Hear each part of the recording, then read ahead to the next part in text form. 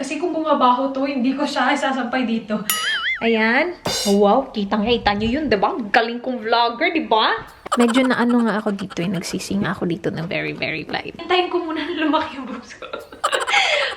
Are you gwapo?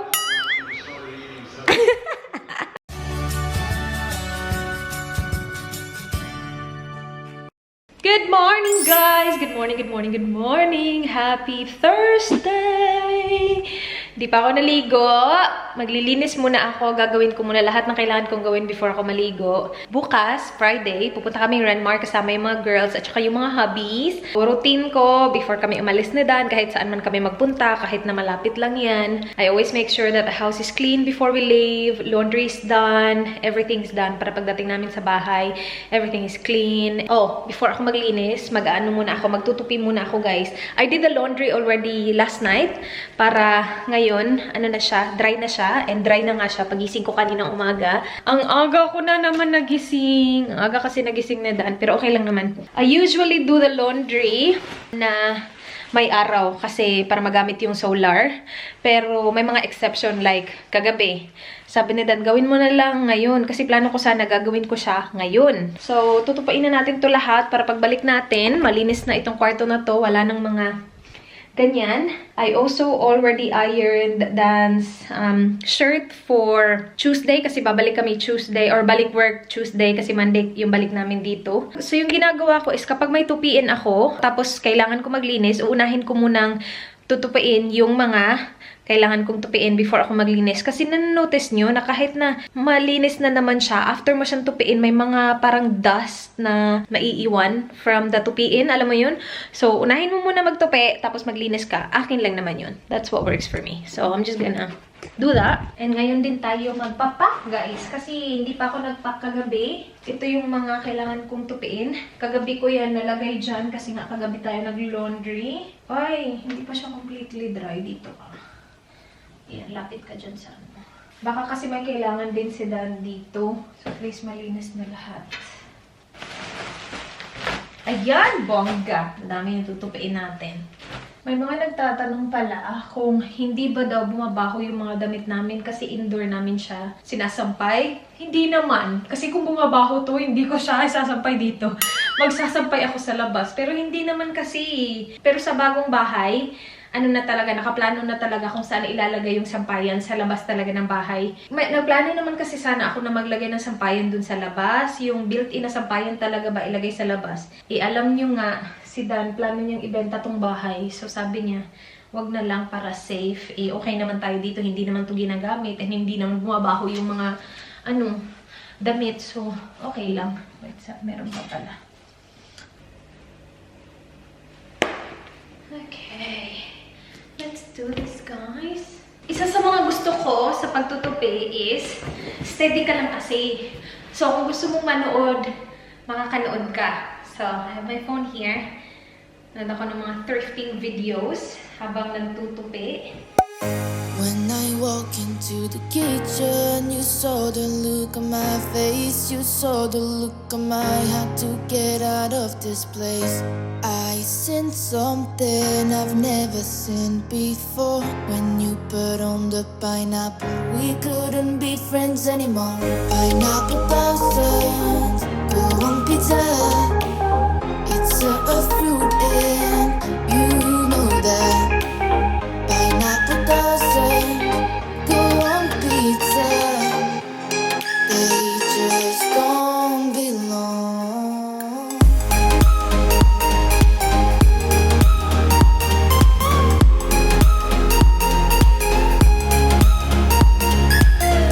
When I walk into the kitchen, you saw the look on my face. You saw the look on my had to get out of this place. I seen something I've never seen before. When you put on the pineapple, we couldn't be friends anymore. Pineapple doesn't go on pizza. It's a fruit and you know that. Pineapple doesn't go on pizza. They just don't belong. I am done cleaning. So, So good! Ang aga pa, pero tapos na ako maglinis. Ding ding ding ding ding ding ding ding ding ding ding. Let's start packing.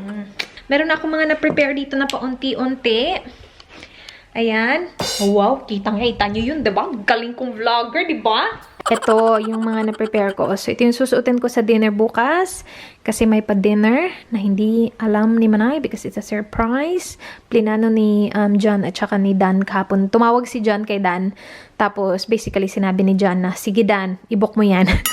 So, si Dan yung nag-book ng dinner. This is what I will wear tomorrow for dinner. So, that's all sorted. I will wear this outfit tomorrow papunta dun. So, it's a romper and then a kimono. And then, meron akong shorts. And then, meron akong pantulog. Isang pantulog. So, basically, nung pinut away ko yung mga tinupi ko kanina, na-go through na din ako ng aking closet and see ko anong dadalhin ko. This is not final yet. Dito na din yung aming bags. So, ito yung kay Dan. And ito yung akin. Ito yung, Celine na travel bag na wala siyang strap. Medyo na nga ako dito, nagsisinga ako dito ng very, very light.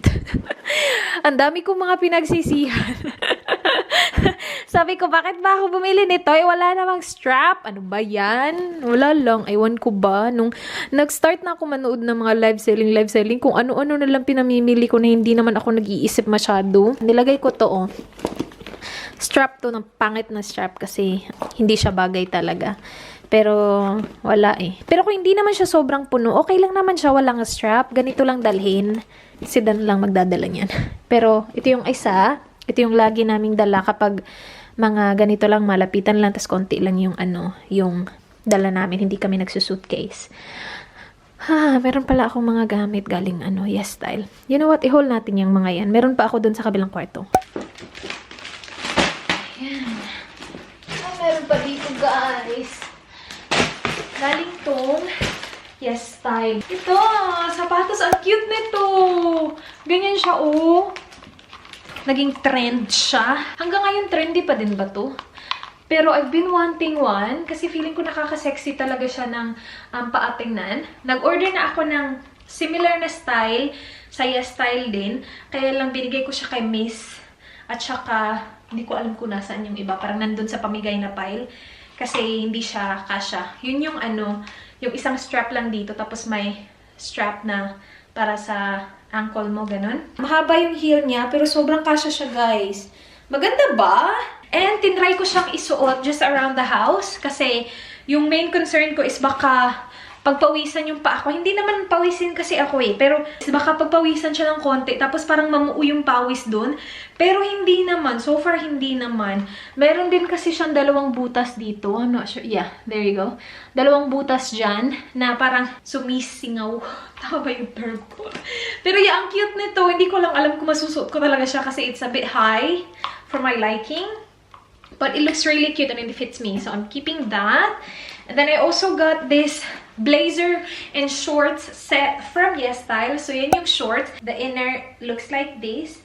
So simple lang siya na black spaghetti strap top. And the blazer actually fits me well. Hindi siya yung oversized look. Tamang-tama lang siya.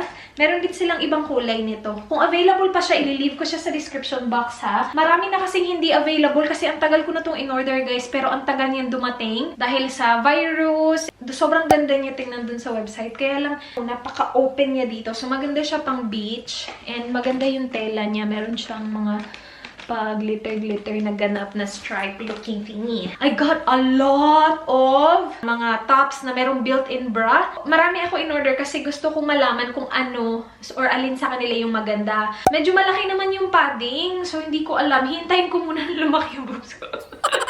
Para maging natural naman siya tingnan. Kasi ngayon, like, obvious na obvious talaga na may padding dun. Mas prefer ko pa na suotin yung bra ko kasi yung mga bra ko hindi ako mapadding sa bra. Kahit na maliit yung hinaharap ko, ayoko siyang malaki tingnan. Alam mo yun, okay lang sa akin na like, normal lang siya tingnan para sa akin. Ayoko ng malaking hinaharap. Siguro kapag malaki yung boobs mo, okay lang. Pero ito, hindi siya natural tingnan eh. So, hindi ko siya masyadong bet. This one is nice actually. Now, nakita ko kasi yung vlog ni Catherine Bernardo. Yung sinuot niya sa beach is ganito tapos high-waisted na parang flowy na pants or wide leg pants. Kaya lang, parang sabi ko, parang naman siyang very baby bra yung feel niya. Kasi meron ako nung pants na ganun eh. Kaya lang sabi ko nga, nung tinry ko to, sabi ko napaka baby bra feel naman niya. Parang hindi naman siya pang beach. And feeling ko kapag nabasa to, makikita mo tuloy yung padding. Alam mo yun, kapag nasoak ng tubig yung ibang fabric, parang nangingibabaw yung padding sa ilalim and that's not a good look. Pero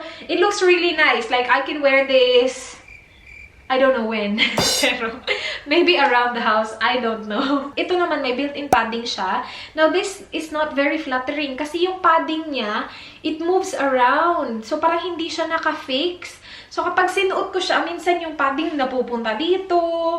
Pero maganda sana yung material niya. Kasi ribbed siya na ganyan. It's very stretchy. Yung strap nga lang niya, hindi siya ganun kahaba. So, hindi ko siya nagustuhan. Ito last one na may padding. Ito okay sana siya. Hindi naman sobrang laki ng padding niya sana. Ang problema lang dito is, ganyan kasi yung itsura niya sa loob. Yung dito niya kasi, hindi siya kasing tight. Maliit kasi yun dito ko, guys. So, ito, medyo loose siya. Medyo umaakyat siya, if that makes sense. So, kapag gumanon ako, hindi siya nagsistay dito. Umaakyat din siya. So, you know, it goes with the flow.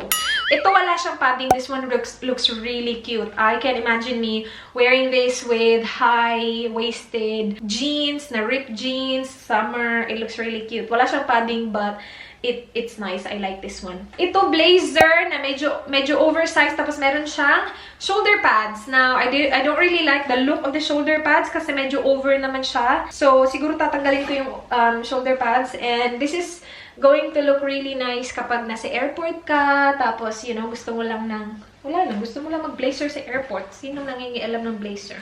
Maganda din to sa picture kaya lang ewan ko. I'm still like I don't know. Parang okay siya pang beach, pero sobrang laki niya sa akin. Siguro kung maliit siya ng konti, it will work. Pero sobrang laki niya kasi yung length niya, tama lang. Pero yung width, medyo, siya, malapad. This one is a off-shoulder, or pwede din hindi off-shoulder na dress na ganyan. Mahaba siya. Very flowy. It is a thin material, so perfect for summer. Pero thin siya, pero hindi siya see-through. This one I like as well. Gusto ko siyang suotin sa Renmark actually.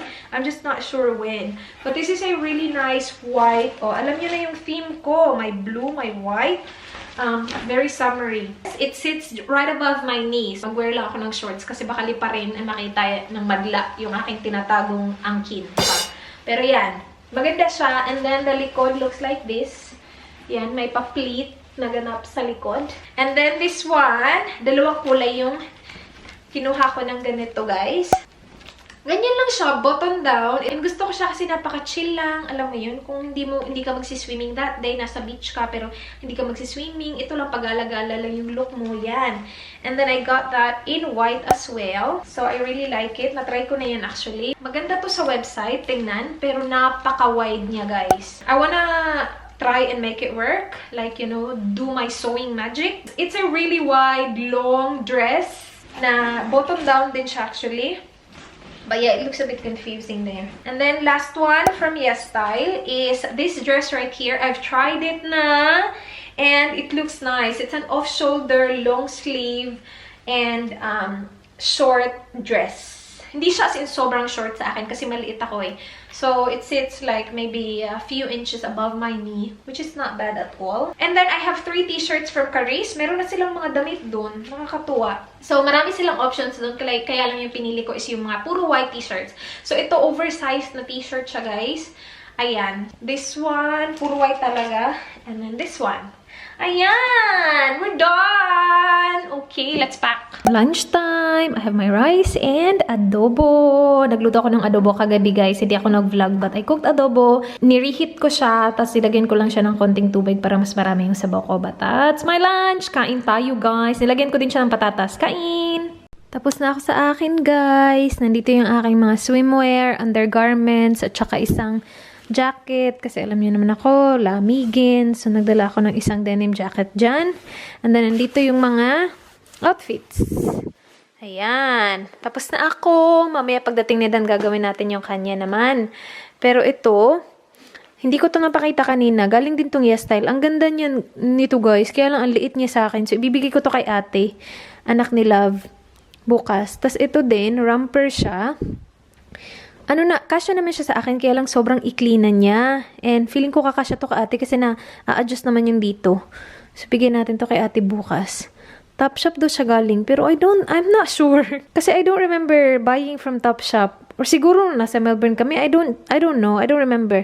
Pero nagamit ko to, I think once lang. Pero matagal na sa akin to eh. Pero yeah, kay ate yan, bigyan natin kay ate bukas. Ito din yung bag na gagamitin ko, yung bigay ni Nisa. Thank you, Nisa. Yung pineapple na tote bag. Thank you. Guys, I'm just getting ready. May family dinner kami mamaya. 6 yung reservation. Birthday ng uncle ni Dan. So, let's get ready. Tapos na ako, nakabihis na ako. Makeup na lang kulang. Simpleng pa-outfit lang yung akin. Pakita ko sa inyo mamaya. May makeup lang tayong sabit. Actually, okay na naman eh. Char. Feel. Okay ba? Okay ba talaga? Okay daw, pero magkikilay. Punta kami dun sa tower. Kakain kami ng burger. Noon, before ko pa na-discover yung burger ng tower na yan, yung lagi kong kinuha is salt and pepper squid or prawns kasi may rice usually. Yung na-discover ko na yun kapag sinabing pub food. Yun na lagi. To think na hindi ako kumakain ng burger guys ha. Yung mga burger sa fast food, hindi ako kumakain ng mga ganyan. Tikim-tikim lang pero hindi ako kumakain ng burger pero yung burger nila iba. So kapag pumupunta kami doon, alams na ang order ni Reyes. So, sa side to ng papa ni Dan. So, wala dun yung mama niya. Mga ano lang, mga kapatid. Tapos, magpipinsan. Hindi ako mag-vlog dun kasi andun yung kapatid ni Dan. Ayaw niya kasi. Ayaw niya na ipa-vlog yung mga bata. Which is okay lang naman. Nire-respeto ko naman. Yung kambal niya okay lang. Obviously, nakikita niya si Ile at saka si Tio sa vlogs ko. Tsaka hindi din naman talaga ako mag-vlog. Ang daming tao, guys. Extended family na to. Mga pinsan ni Dan sa side ng papa niya. Pupunta din yung papa niya. Hindi kami masyadong close ng papa niya eh. Kasi hindi naman kami madalas magkita. Hindi kagaya nung level ng closeness ni Dan or namin sa mama ni Dan. Kasi may nag-comment dun eh, hindi kayo close. Hindi talaga kami ganun ka-close sa kanya. Sila nga yung mga pamilya niya mismo, hindi ganun ka-close. Kami pa kaya, 'di ba? Pero nanonood yung lagi ng vlog ko, guys. In fairness dun sa taong yun. So, alam niya yung mga nangyayari. Kahit na hindi niya fully naiintindihan, alam niya yung nangyayari. Kapag tinatawagan siya ni Dan, bigla lang sasabihin niya, oh, congrats sa lupa niyo. Kasi nanonood talaga siya. Siya na talaga ang notif squad din. Ayan. Blush is done. Let's put on a lipstick. Gamitin natin ngayon Amazonian, guys. You ready? You look guapo. There you go. I look myself, my love. Of course. You look very guapo. Thank you. You smell really good. Thank What you. is it? The old man got me. Ayan. Amazonian. Nasa lips natin, magda-dark yan siya mamaya. Pa-OOTD natin, very simple na t-shirt from H&M. And then pants from YesStyle. Tinupi ko lang siya dyan. And then I will be wearing yung parang yung sandals ko na may bow na black. Pakita ko sa inyo mamaya. Ayan. Yan yung shoes na gagamitin ko, guys. Fendi. Ito. See? Cute siya, no? Bagay naman siguro siya. Bago yung haircut ni Dan. Gusto niyo ba yung beard niya? Feel na feel niya eh. Alam niyo ba, inano namin to, deny namin to. Medium brown. Medium brown, guys. Tapos nagpagupit siya ngayon. Meron na naman siyang slice dito. Yan kanyang go-to na gupit. Wow! Are you gapo? Ready na ako eh. I'm ready. Alis na kami, guys. I'll see you later. Hi, iwan ko kayo dito. Maya ulit, bye. Bye na kami, guys. Kakarating lang namin. Prepare ko pala yung gift ni Manay. Niready na ni Dan yung kanyang mga gamit. Ito na yung ilalagay lang natin sa mga organizers. So, ito gumagamit talaga ako ng mga ganito para hindi siya diretso sa bag ba. Like yung akin. See? Ayan. Okay na tong akin. Hindi ko na to lalagyan ng iba. Ayan. Dadalhin namin to. Tessellate. Bigay sa akin to ng Tessellate. Maganda to guys. Towel na hindi daw dumidikit yung sand. Though hindi pa talaga namin siya nagamit. Nagamit na ba namin yan? I don't think so. Feeling ko hindi pa namin siya nagamit sa beach talaga. Maganda to. Dalawang sizes to. Isa, parang normal lang na size. Tapos yung isa, oversize. Ganito siya, oh. See, ito yung normal na size. Ganyan siya. Gumamela. Ang cute na to. And then yung likod, ganyan lang siya. Yung material niya, hindi siya kagaya ng regular na towel na material. Napakanipis niya. Hindi ko pa siya, I don't remember using this. I feel like hindi ko pa siya nagamit. Last time nagpunta kami ng Renmark, hindi ko siya nadala. Naalala ko lang siya kasi yung kasama namin nun, yung family kasi ni Dan yung kasama namin nun, meron silang Tessellate. Sabi ko, alam, may ganyan din kami. Pero hindi ko siya nadala. Yung second one is, ito, malaki to guys. So, hindi ko alam kung makakadry talaga siya kasi iba yung material niya eh. So, I'll let you guys know. Malaki to, parang more on matte kaysa sa towel. Like, siguro ganyan sa beach, tapos you lay down, alam mo yun? Yeah, hindi ko pa siya nagamit talaga. Bagong-bago pa talaga siya. Maganda siya kasi meron siyang sariling cute na lalagyan. Ang sayo nung dinner kanina, kasi hindi alam nung tito ni Dan na para sa kanya yung dinner. Akala niya lang talaga, catch up lang. Kasi malayo pa yung birthday niya, guys. 60th birthday kasi. Ginawa namin siya kanina para i-surprise siya. Kasi yung gift namin sa kanya is a trip to Argentina. So, nagtulong-tulungan ang lahat para mabuo yung ticket papuntang Argentina para sa kanya at saka sa asawa niya. So, yun, na-shook siya kasi hindi niya alam na para sa kanya pala. Kasi nga malayo pa yung birthday niya. Pero also yun yung toiletries ko, hindi ko pa na-pack. Kailangan ko din i-pack yung makeup ko. Yung toiletries kasi gagamitin pa kasi bukas eh. Alright, i-pack natin yung kay Dan.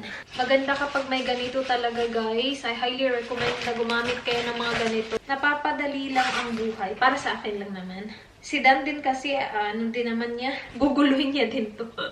pagkadating, ano niya to lahat, habwa, jud, tanan, jud.